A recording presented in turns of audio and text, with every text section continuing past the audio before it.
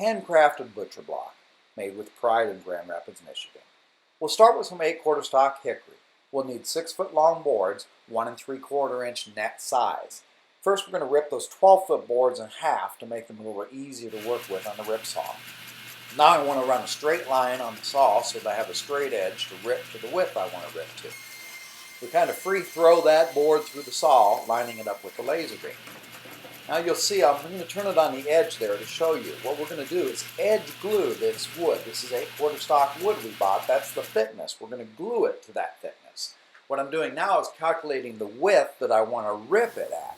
That is going to be the thickness of the edge grain block when we get it out of the press. Then we'll have to surface that before we stand it on the end to make the end grain block. This wood has now been ripped 3/8 inch wider than the net thickness I'm going to want to end up at. We also want to do this fresh. We don't want to do it at the end of the week and then let the wood sit over the weekend and come back on Monday and glue it up.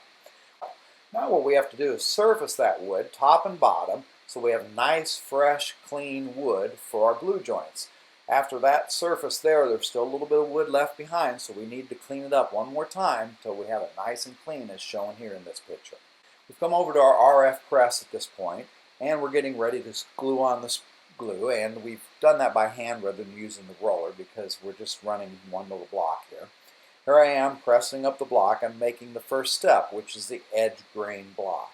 This is like baking a cookie or cake from scratch. We've taken it out of the oven now. It's all been glued up, and now we have to surface that block top and bottom just like we surfaced the wood before we glued it up. We have to surface this because we're going to eventually here cut these into strips, and we're going to stand this up on the end, and that's how we're going to make what we call an end grain chopping block.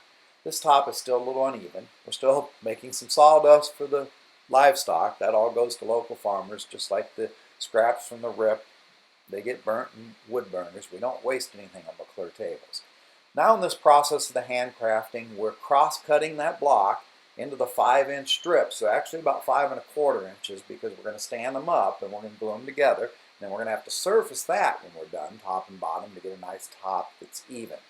Here I am gluing this up. We're actually going to glue this and press that together, and that's been roughly glued up. I've got a couple strips of maple I glued on both ends of it.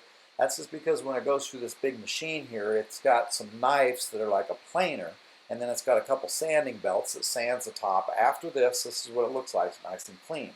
Now Jim's going to help me here, cut that size and cut those maple strips off, cut it to a 21 by 25 inch block.